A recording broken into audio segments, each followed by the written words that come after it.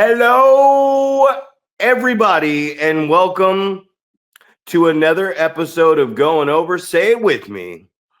It is I, your neighborhood friendly coach, trainer, promoter, 43-year-old professional wrestler. I got the thin skin beanie on tonight here, powered by the StreamYard. Quack, quack, quack.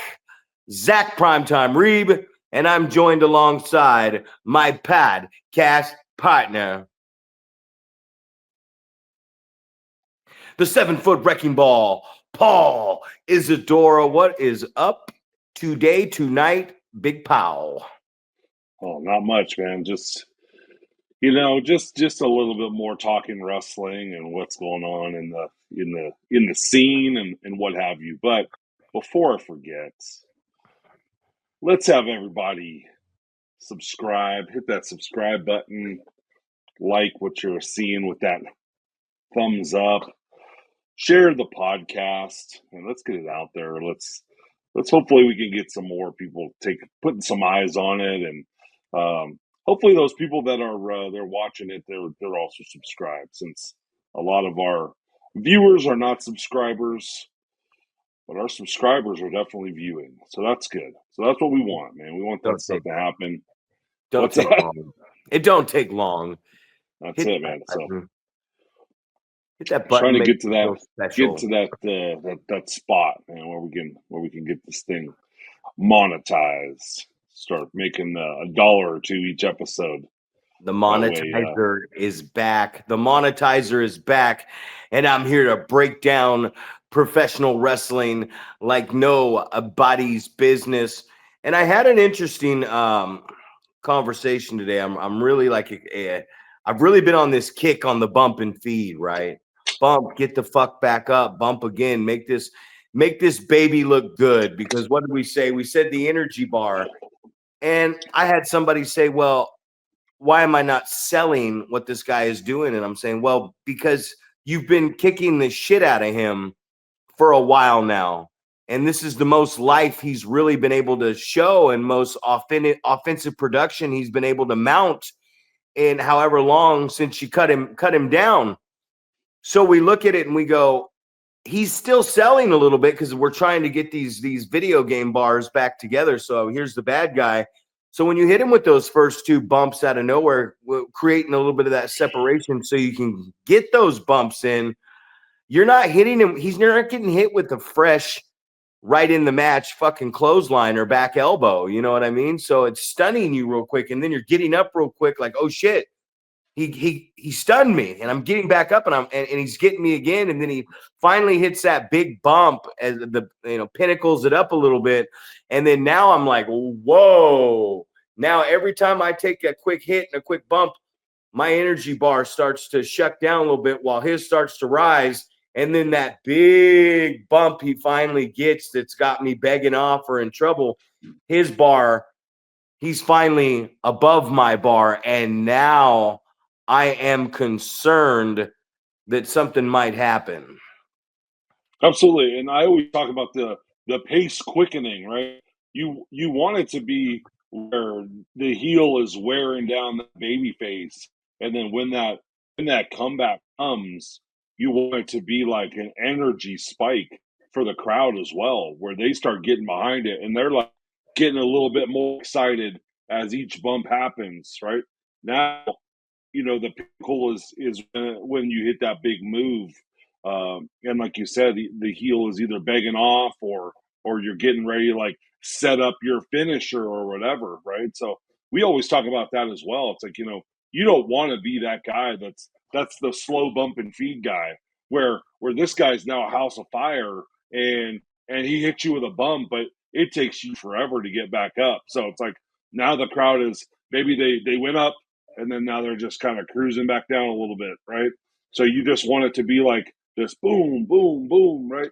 Continue to elevate the crowd, get them more and more excited. Like, hey, the guy that I want to win is fighting back right now, and he's, on his way to victory. And now we're getting excited about that. So I always talk about that, just, the EKG machine, but we don't want him to flatline. If we hear that flat line, and it's that way with the tag, I always tell everybody too, and I've probably said it 1,000 times, but 1,000 more won't hurt. If they're up and I tag them at their highest point, this is going to get a big pop. And everything after is going to just keep elevating every impact until we hit that big one, and then they're going to come unglued, right? But if I get them up and I let them come back down and I do this, they're not going to, it's not worth it. So for you young guys out there, if you have it planned when you're going to make your hot tag, if your partner's over there just slapping away on the old turnbuckle cover over there and they're not buying it, they're not digging it, you probably did something wrong. Definitely. If they're not into this shit anyways, they could give a fuck less about the guys in the ring. But if they're not there yet, do not make that hot tag. Don't make that tag because they don't care. Nothing's going to happen. See if you can get them, see if you can reset them, bring them back in. And I was talking today, we always talk about that stipulation, but I was asking a guy today, I was asking him about a stipulation match. And I said, why? And we won't even talk about this stipulation match, what it was or where it was. But I said, well, why? Why? You have nothing to do with what this stipulation match was. And the guy you're wrestling had even more nothing to do with what this stipulation match. So why did you do it? And he had every excuse in the book. And he said, well, that's what the promoter, that's what they wanted. And I said, okay, well, here's what I want. And I talked about it in the last podcast, but I said it to the guy. I said, I'm going to give you $50 and I want you to pull your dick out and I want you to put it on the canvas and let me strike it as hard as I can with a hammer. And he looked at me and said, absolutely not. And I said, why? I said, why not? It's what I want. And I'm willing to pay you for this, what I want. And he said, because why would I do that? It doesn't make any sense. And I said, bing, bing, bing, bing, bing, bing, bing, bing, bing. Bingo. We just hit the jackpot here. So then I'm watching this said stipulation match and I see a clip of it. And while they're doing said stipulation match, the guy puts him through a table. And I say, what? Why the fuck is there a table in the ring? And he says, well, that wasn't my idea. And I said, so the stipulation match doesn't make sense. Now you're doing the stipulation match. So, okay, it doesn't make sense. Whatever. We're doing this thing, okay? It's happening. Who gives a shit? It's happening. But now we've added a table to it. Why have we put a hat on a hat, as Jim Cornette said? Why do we have a table in the ring for this stipulation match when the stipulation is in the match that you have? You already have the accessory connected to your neck or your waist or your wrist. Why bring a table in? Why? And it was the same answer. And I said the same thing. All right, pull it out. Put it on the canvas and let me hit this thing with the ball peen hammer. Let me take a strike at this thing. And again, I got the same reaction and the same answer. Why would I do that? And I said, that is my point. There is nothing wrong. You're not creating a problem when you ask somebody why. I get when I tell somebody I'm the promoter, I tell you to do something and but if it doesn't make any sense, or you really understand, like, well, why are you doing this? It's not going to hurt to ask the guy, because there's a good chance that if he's asking you to do something that makes absolutely no sense, he's probably not going to be mad at you for coming up with something better.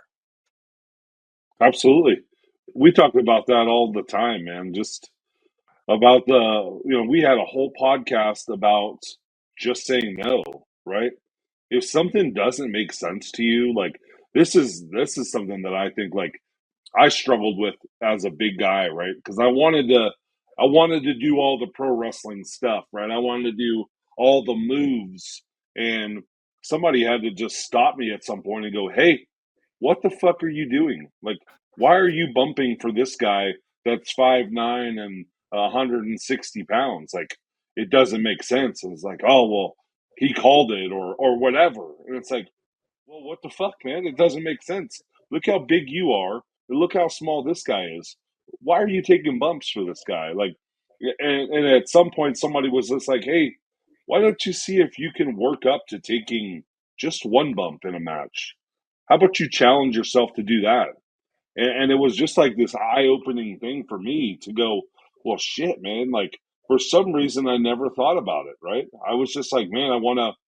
And I'm sure it came from wrestling bigger guys like Malachi and Luster and things like that, where it would make sense for these guys to be able to bump me. But then it's like it didn't correlate to me. It didn't translate to start, when I'm wrestling other guys that aren't the same size, that you give them the same amount of offense that you would to somebody who could realistically, take you down. So I don't know. I think that's kind of what it is like the mindset of thinking like, oh, well, I'm just going to go out and wrestle the same type of match regardless of who I'm wrestling, and then it just bleeds right into those wanting to do stipulation things. And I've talked about it 100 times already on this podcast in just 30 something episodes that that's what we're doing. We're seeing something that goes, you go, oh, that got a reaction.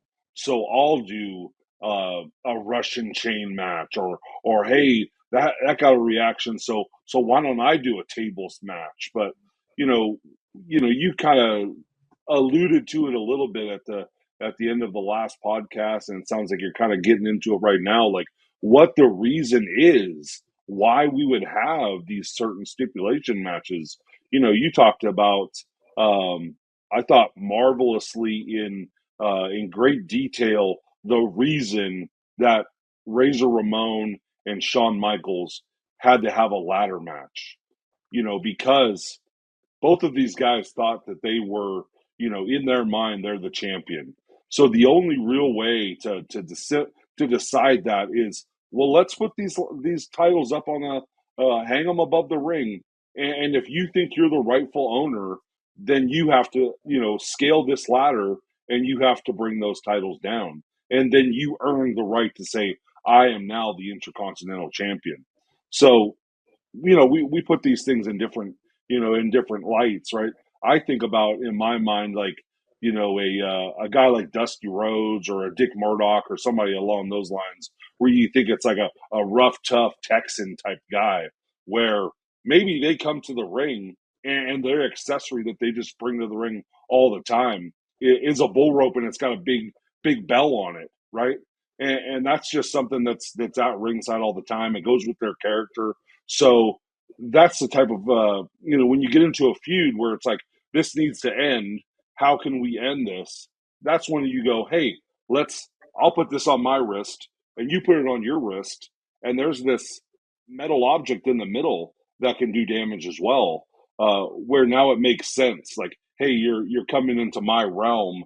If you want to, beat me for a title, this is the stipulation. You have to beat me under my rules, where I get an advantage. And I think a lot of the times those stipulation matches, that's kind of what they revolve around is, I'm going to have an advantage because this is my style of match. So, you think about a bull rope match, or you think about a Russian chain match, or a strap match, it all kind of correlates to the characters involved, where it makes sense, where this is the way I'm going to have an advantage because this is the style of match that I'm good at. And I think, I had made that point at one point talking to you about a ladder match, like with the Hardy type guys, or somebody that's a high flyer that they feel like that kind of is in their realm. And, I'm going to use this because this is the type of match that I could be really good at, and I could inflict a lot of damage and shut you down with. So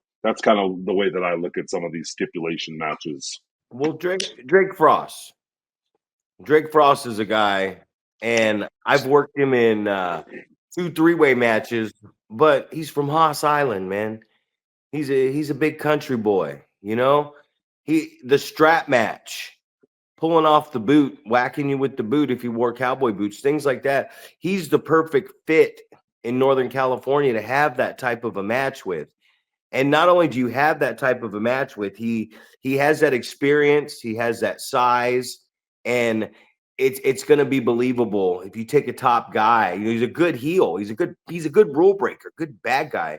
So if you take somebody and you put some time into a real story with the Drake Frost, I mean, I would love to build a program, however long it took, with a guy like that, where he hangs me with the cowbell rope, or and he beats me up after the match with it. It's the accessory that he brings out, and the feud escalates for so long that Zack Primetime Reeb and Drake Frost are finally gonna settle this out on a major show at a major venue in this dangerous type match, and that also elicits a good fight with that thing that would give you reason to show some color and bleed, and it could go down as a very brutal brawl that people will remember. And it doesn't have to be, we don't have to do spots in this match, you know. It becomes a fight, man. And there's some guys out there like that, you know. Tim Thatcher, that's a guy that you can have come in without a weapon, and he can do some severe damage on a limb that can put you out and bring you back in. And I think a lot of times, well, there's that word again, think. It's not think. These are facts that we're spitting. You take a guy like a Tim Thatcher, he should be injuring more people. There should be people on the shelf. There should be reasons why guys are getting over and guys are coming back to try to come back from this severe joint injury, to come back and really put it to Thatcher. And I want you, man. I don't care. I don't care if it's a submission match. I don't care if it's a Belfast brawl or whatever it is, whatever you want to sell to the audience, because you can sell whatever you want to sell. You can go to England, even though he's not from England, and you can look up a million words in a million different cities and countries, and I mean cities in that country, and you can create your own stipulation match. You can create your own style of anything. We just get so caught up sometimes in, let's field a card. We need to field a card. We need to do a wrestling match, and we forget that, yeah, we want this to be believable. And I always go back to when we had AJ on that first time, and he was talking about you as the Jolly Green Giant. You're still gonna do what you do, right? You're gonna still play this goofy character, and this isn't really you, but you're gonna play it. And when you throw your punches, when you throw your kicks, whatever you're gonna do, you're still gonna do it with an aggression, like you're a wrestler. But then now you're going to play up this fictitious, funny character that's built off of Jack and the Beanstalk or whatever. You know what I mean? So I just feel like we're so concerned with what's taking place right there in the ring competitively, that we forget sometimes that, hey, let's do what pro wrestling is really used for, instead of using our imagination for a character or sitting around with our friends talking about stuff. Let's get really creative in our work that we're going to put out there in front of the audience. Absolutely. So you talked a little bit about Timothy Thatcher, and I'm remembering back to the episode with Big Ugly, and we were talking about those best of seven matches, right? So those ones were all like, they would start off regular matches, then there would be maybe a submission match, and then he had mentioned when he wrestled Thatcher, there was like a Queen of Marbury rules or something along the lines of that, where it was like a match that had rounds in it, and it was like no close fist and things like that, which to me, that's exactly what you're talking about when you're saying stipulation stuff. It is something that fits into somebody's wheelhouse, right? This is a match within this best of seven series that is going to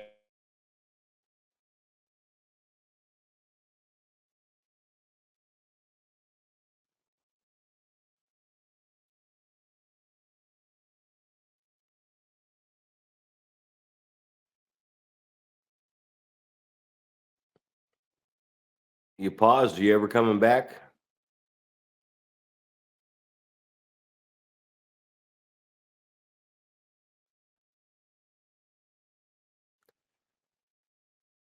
Ladies and gentlemen, we are having technical difficulties. Big Paul's screen has paused, and he is making a very weird face right now. You shake the screen a little bit.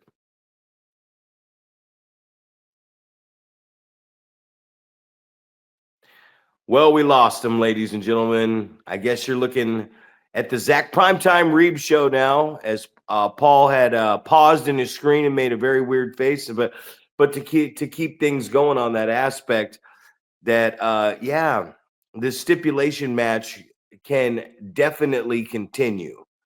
This stipulation match can go many different ways, and it can go the ways that you would like it to go. It does not have to be a stipulation match, and it doesn't have to be done like you've seen it done on television or the week before. You don't have to do the stipulation match just because you want to. Looking around here, maybe we're going to get Big Paul back in the screen pretty soon. Hopefully, he can get back on the show. Questions for the audience. Oh, that's right. We don't do live questions. So when we're breaking this stuff down, it all comes back to the promotion and what the promotion is trying to gain. If you have no room to grow as a promotion, if your walls are thin, and what I mean by if you can't hammer these walls down in a building and extend this building out to make it go further, then you've reached your ceiling. You've reached the limit of your wall. You've reached the amount of folding chairs that you can put down, the bleachers you can slide in, and now you are unable to grow this company. So also in the stipulation match too, you have to think how many people are in the audience? How much am I getting? How much am I getting paid tonight? Is this going to be worth that time? There he is, ladies and gentlemen. Hopefully, I did a good job in the last 4 minutes of covering. We had a technical difficulty, and you were caught with this face right here. That's good stuff, man. I don't even know how much you got to hear. I was going on a tangent about the Queen of Marbury rules match with Timothy Thatcher and Big Ugly. So how much did I get to say versus I don't know how much you got to say, but I came in and I covered, and I was talking about the stipulation, and I was saying we got to think about the venue. We got to think about how high our ceiling is, how big our walls are. Have we reached our ceiling? Have we reached our walls? Can we take a sledgehammer and knock these walls down and add some more folding chairs? Can we slide some more bleachers in here? How many fans are in the building? How much am I getting paid here tonight? Do I work on Monday? What type of if you're in a steel cage match, and you got to work on Monday, and there's not a very big audience, and the cage didn't draw very well, maybe we don't need to jump off the top.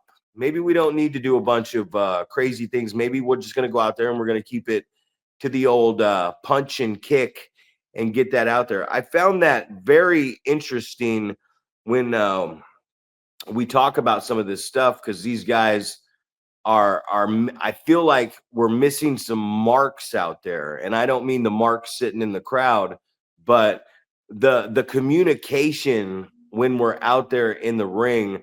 I feel like a lot of guys, and it's not just in the normal the scene, but I feel like a lot of people aren't communicating with each other comfortably out there in the ring.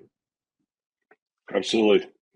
Yeah, so I don't know, like I was talking a little bit about the Tim Thatcher and Big Ugly. Like I thought that fit right into the type of stipulations that you might want to do based off of someone's character, and that just happened to be in the best of seven that they had, and I thought it was a good match because it was like one of those. It was a transition match where you could go, this one is going to benefit Thatcher, and then whatever the next match is, maybe it's some sort of hardcore match that Ugly's a little bit better in. So testing a lot of different things throughout a 7 match series. But I also remember one of my favorite matches that I remember like the build up to and the match actually happening was between Malachi and Jody Christopherson.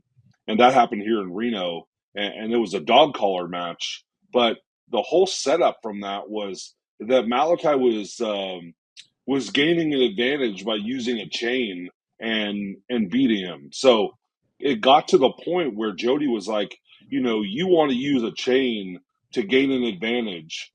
What do you think about this? What if we take that chain and we put a dog collar on one side and I'll put it around my neck. And then we put a dog collar on the other side and we'll put it on around your neck. And then you won't be able to get out of my, 15 feet away from me. I'll always have you tethered, so you can't get away. And if you want to try to put damage on me with a chain, you know, I'm going to have the same opportunity because it's going to be right around my neck, and I'm going to have, it within a, hand's reach where I can get a hold of it and I can, hit you with it as well.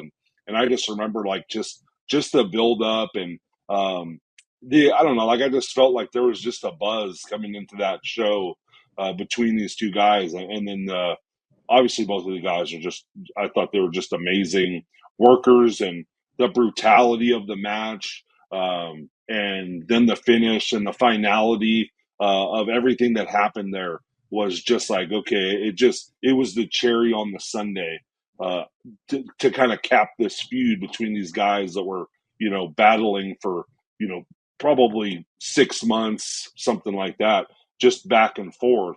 One gets the better, and then Malachi is pissed off because this white meat baby face, fan favorite, uh, got the upper hand on him. So some shortcuts and using a chain to gain an advantage and things like that. So I think those type of things, those scenarios are kind of what we're looking for when we're talking about the reason you would get to a stipulation match and what type of stipulation would fit the type of scenario that you're in.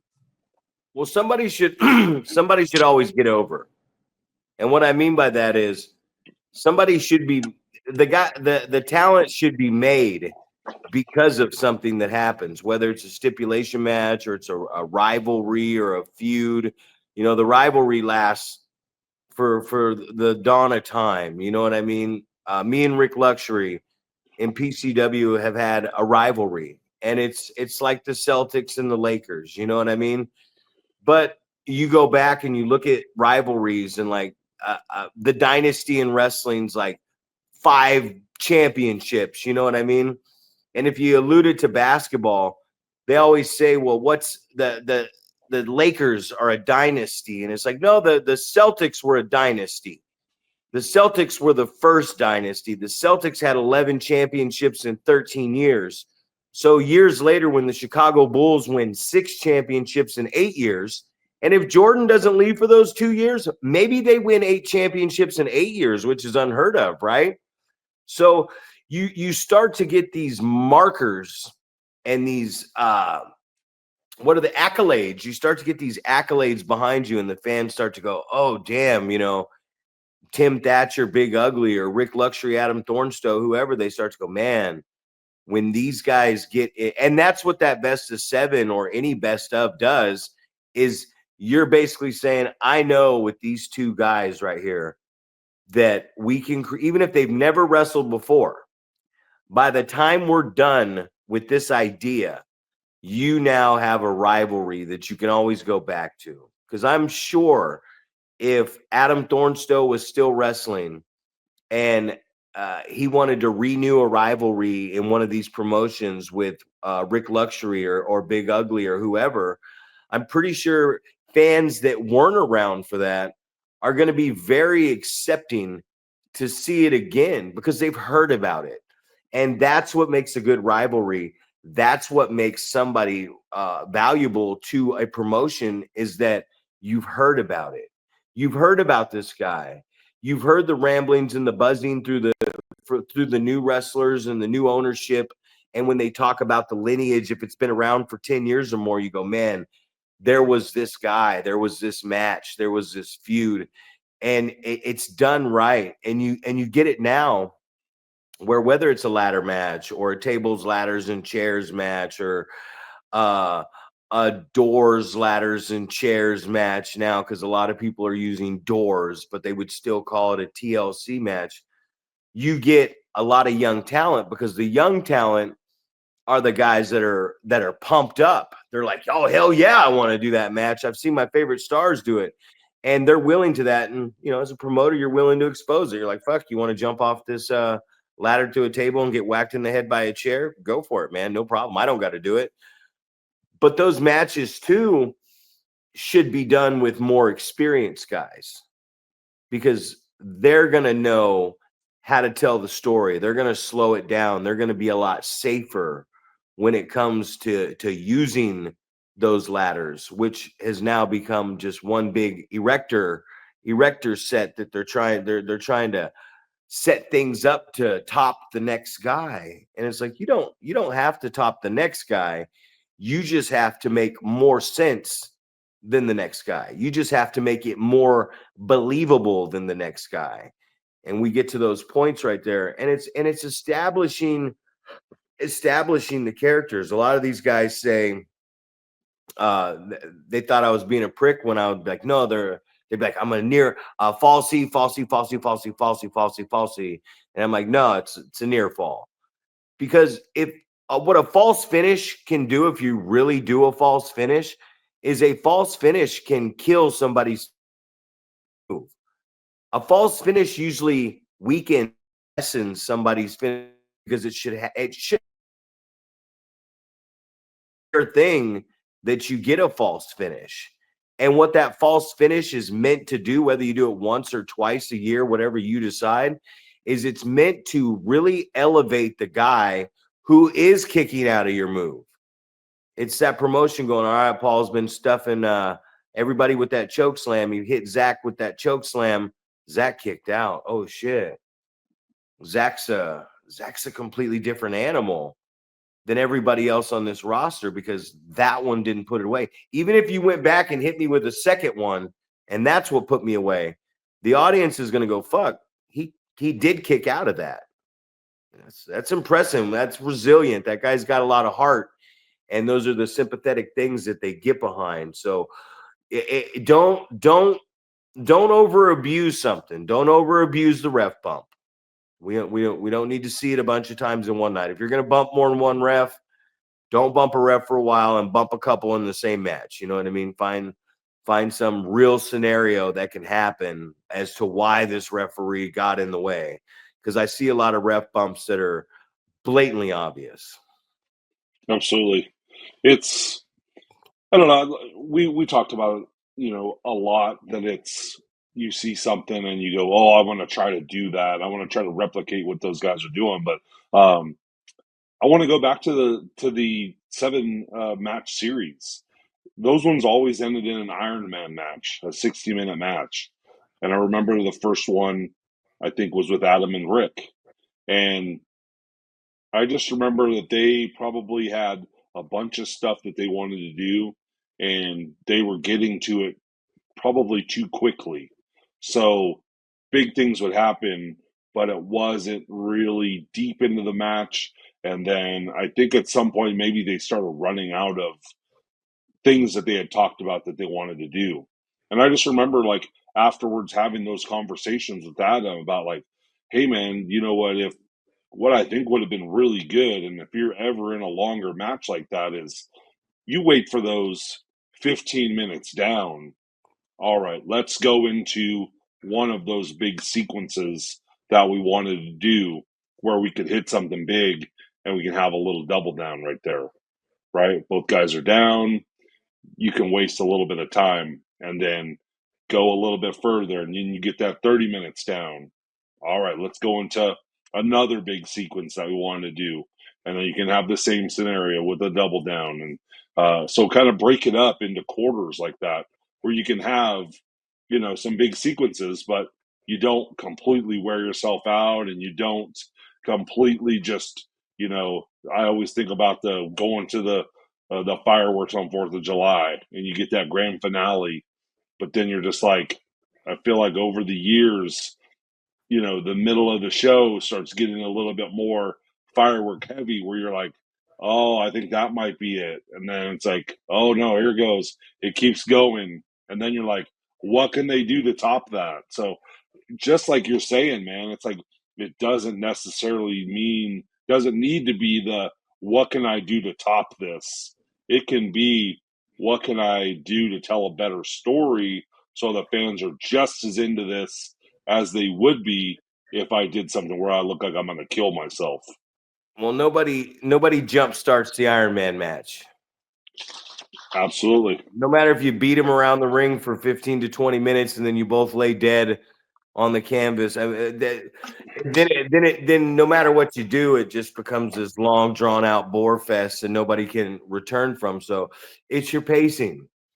It really is. You got to pace this thing out, and for 1 hour to keep the audience's attention. Usually there's falls, and they always have falls. Like most falls are submission. That's what I thought at 12 in Anaheim. That's why I thought Brett and Sean. What an Iron Man match, because they didn't have one fall or no submission, no pinfalls in that 1 hour, and they cut this fucking electric pace for 1 hour, and then he caught Sean with like 30 something seconds left, and Sean's fighting through that sharpshooter until the bell rings, and then they kept the big finish for Gorilla coming out and saying, no, we're going into overtime and somebody has to win this match, and Sean wins and gets the big pop. I don't think you really can, whether you talk about modern times or you talk about all the ones Flair had and back in the day.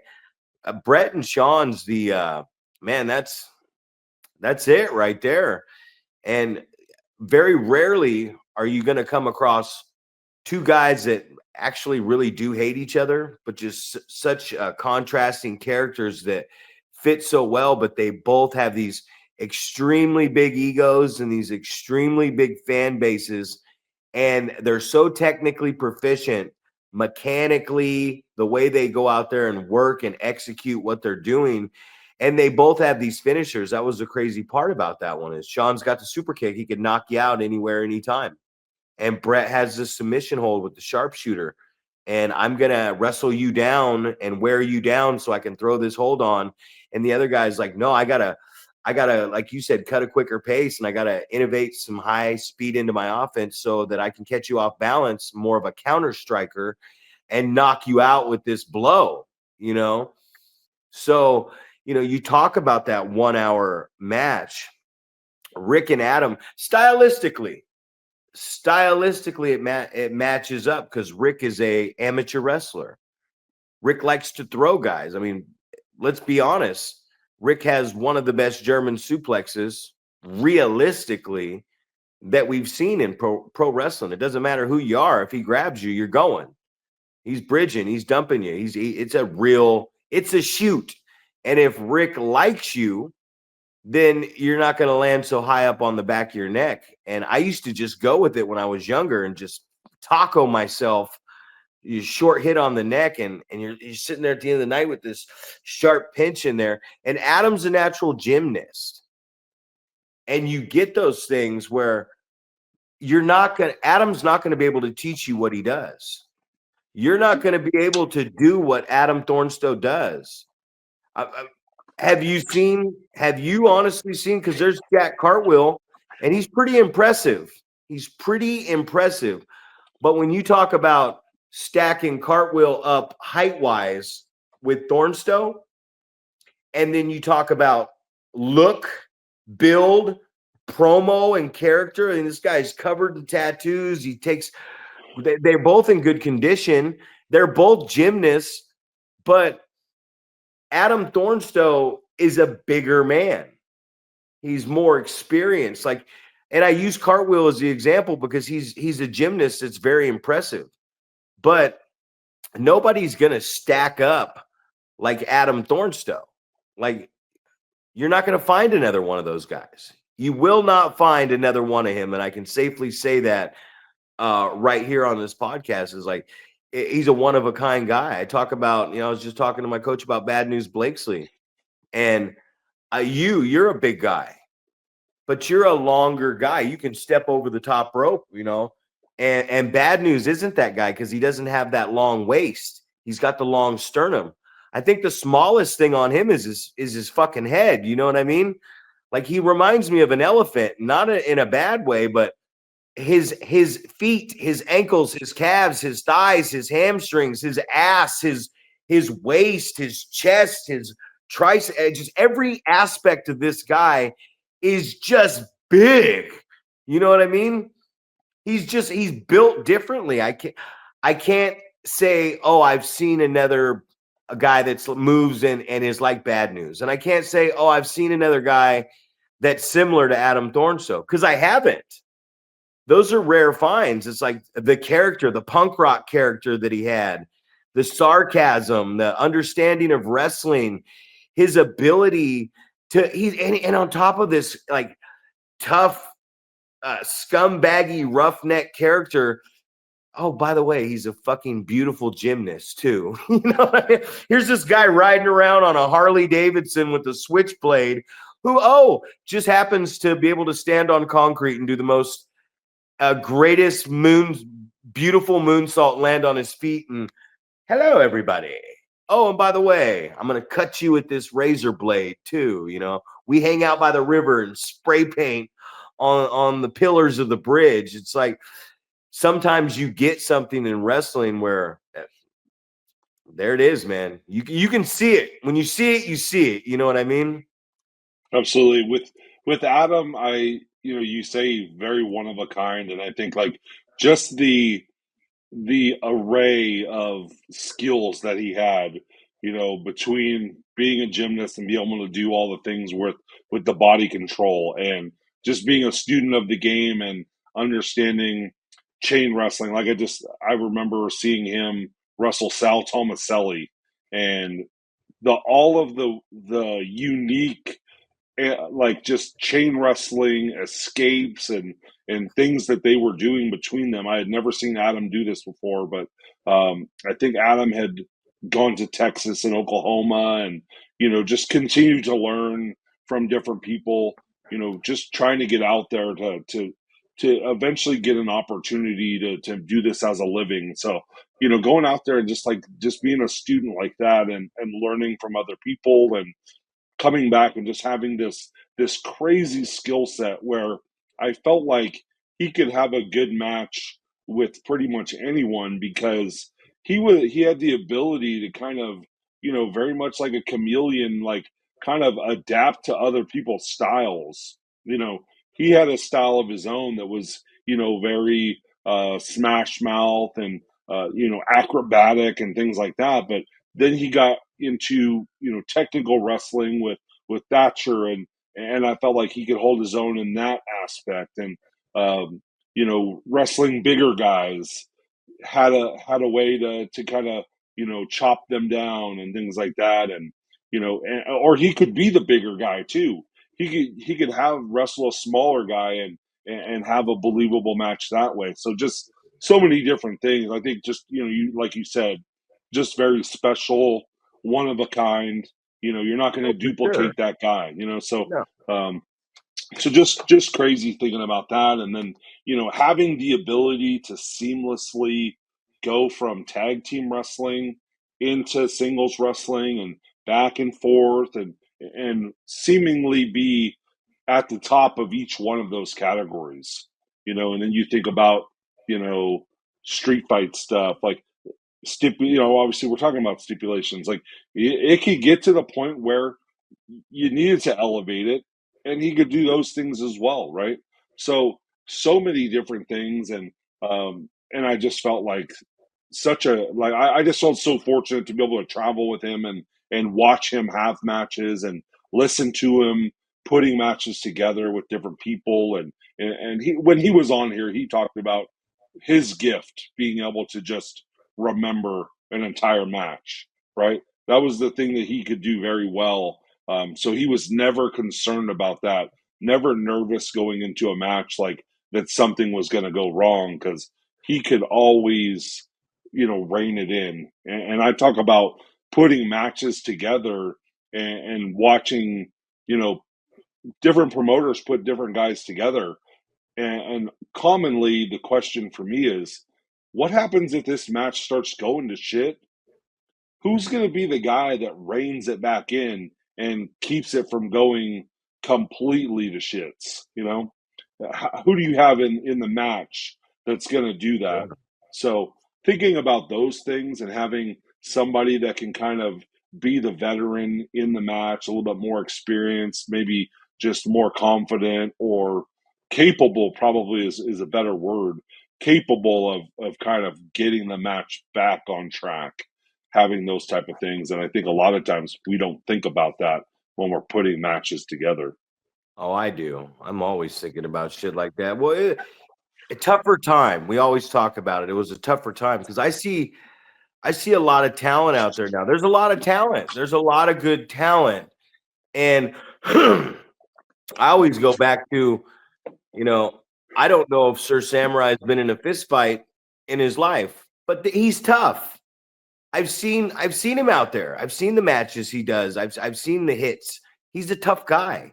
And he came from a tough era because in that era, you stroke somebody in the head with a steel chair. You know what I mean? Like we really did take the big bumps on the concrete from high up. I remember one time taking a bump from a Vinny Massaro, and he put two chairs together on the floor, and he's like, take the bump from there onto the two chairs onto the concrete. And I'm like, why? Why? But it broke my fall. So I didn't just splatter on flat concrete. So I took, 3/4 of the fall, hit the chairs, and the chairs broke the fall. But we have all this. It just was a really good time. I always look back at it and I go, that time with Gabe Ramirez and that time with Roland Alexander, and you look at the talent, man. Derek Sanders, Nate Rules, American Pride, Corleone and DeMarco, the Mafia. The Scum was actually Shane Dynasty, you, Adam Thornstowe, Luster the Legend, Chupacabra, Brian Cage. Cage was a young guy coming up. Kirsch was a young guy coming up. Carlos and Dutra had just got through, Boot camp. boot camp, and there was Jekyll's and Dylan and Jody, and there was just a lot of young talent. There was me, Rick, Scotty. I mean, it's Kafu, old school Oliver John. I mean, that roster, and I'm probably missing some guys there, but that roster was such an amazing roster, and we traveled around and went so many places. And right now, I'm seeing some talent out there, and there's some good talent out there, man. But the product is just the one thing that is missing from it is it's so spot and athletically driven into what is going on into the ring that there's not much outside the ring. And I see that as the sad part because the AEW WWE comparison. Oh, these guys aren't doing nothing. These guys are so athletic. And yeah, but are you looking at the ratings? Are you looking at the viewership that's watching this stuff? And the viewership is Jacob Fatu is going to be a much bigger personality star in the wrestling industry, than a Kenny Omega or a Will Ospreay. And those guys are amazing. Right.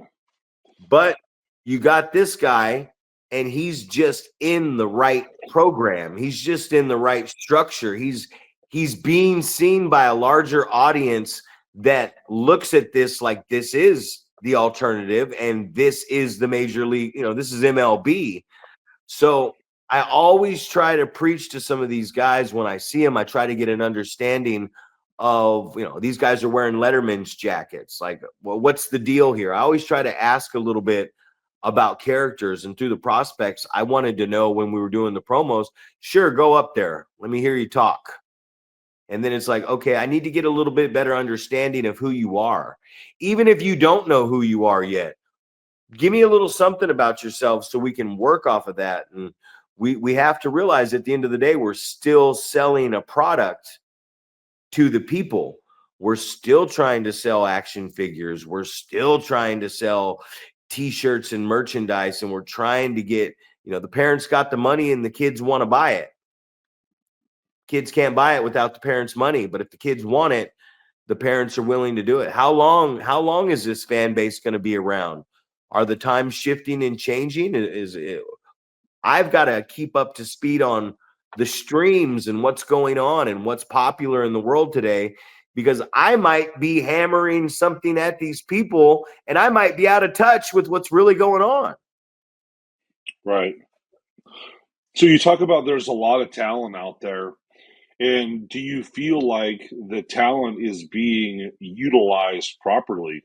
Do you feel like, we talk about like building up to your big show of the year, where it's almost like the season finale, right? Where it's going to be, we're going to get something big out of this show, and then we're going to kind of restart on quote unquote maybe the next season, or however you want to look at that. But you always talk about having the kind of all of your big stuff going into that big show, and having uh your best person on your card showcased on your biggest show. So what do you think about that, like, that's going on right now?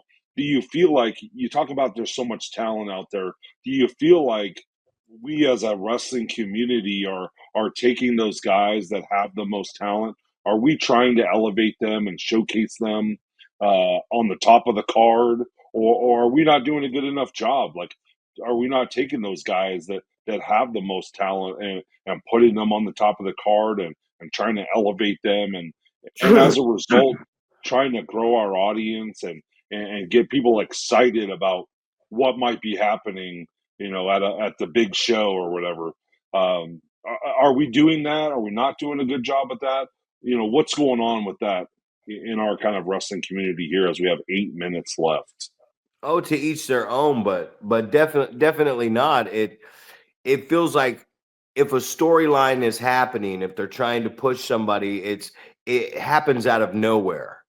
You know what I mean? There's no build up into it. Like, why is this guy the champion, and why do I not care about who he's defending the championship? And I've seen some people moving towards that and trying to build some storyline with that. And a lot of times it usually deals with you'll see a Boyce LeGrand, or you'll see someone who's been around a while that's taking a younger talent, and they're either teaming up with them, or they're involved in where this storyline's going. Because I said it the other day, if you haven't done it and you haven't been put there, then you will never know how to do it.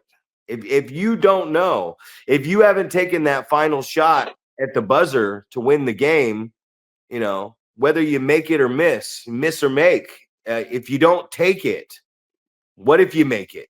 Oh, okay, I got this. I'm comfortable doing this. And if I miss it, oh, next time I got this. So you do have to put this young talent in some uncomfortable situations. And like I said, there's a lot of talent. I've seen it. I've seen 40 to 50 guys that are within the 100-mile radius of where we're going. And I don't think for a second that the future of professional wrestling isn't in it's in good hands. But as it grows, I'm seeing some good stuff in the ring, and I'm seeing the start of a good character. But I always say too, it takes about 4 or 5 years for someone to really figure this thing out, to really understand who they are.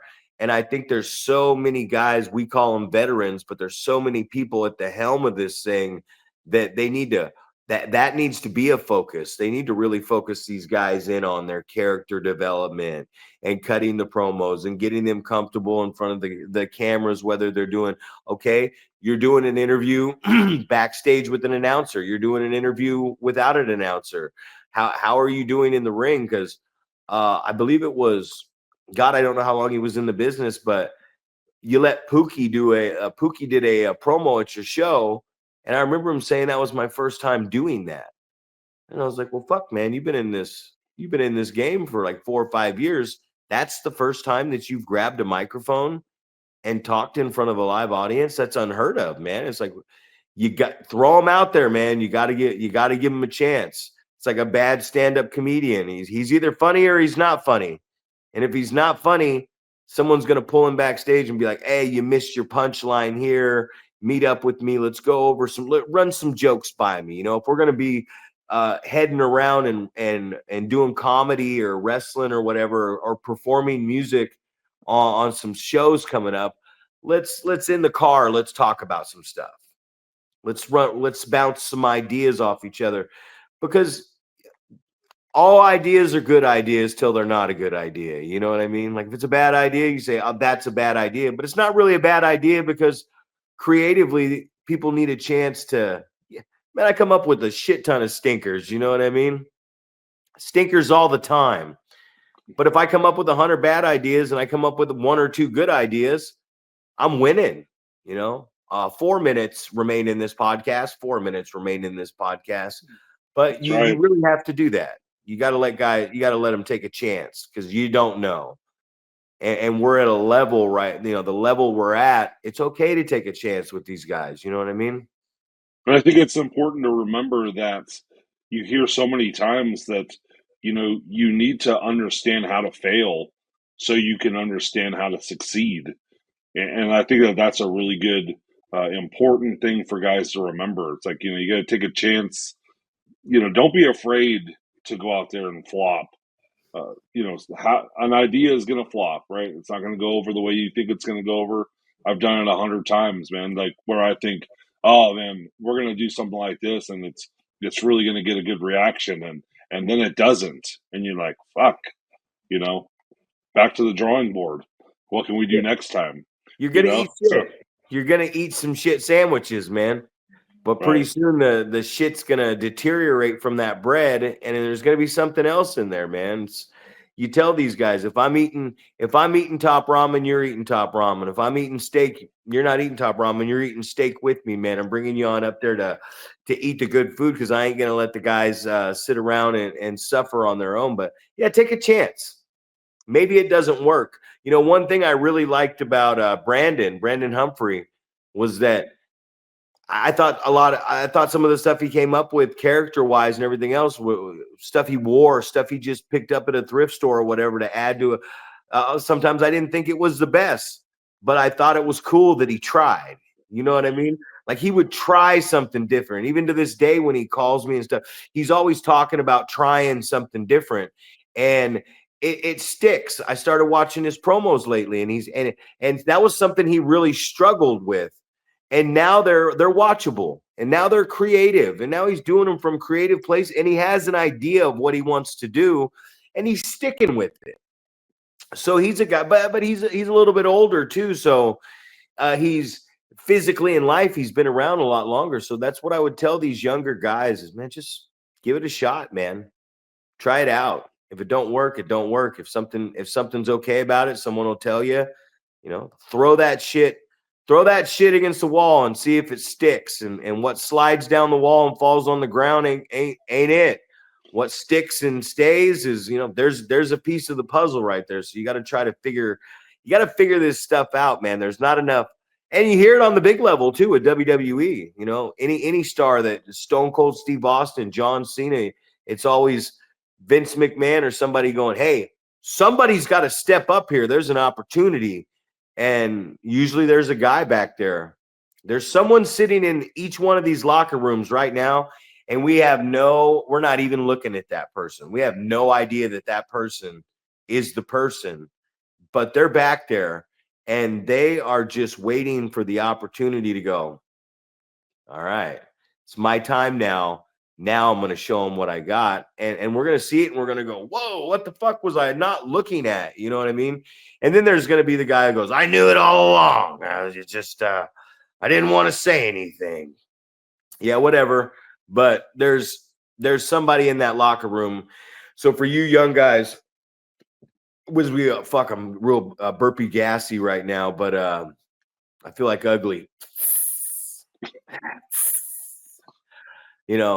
Ugly knows, man, there's someone sitting back in that locker room right now. Take a chance. You never know. These young guys that are taking chances out there, I'm never going to laugh at somebody for taking a chance at something, but I might smirk and giggle a little bit if you walk out there and do something that you definitely aren't qualified or prepared to do. And with that, Big Paul, Zack Primetime Reeb, the Wrecking Ball, we're going over.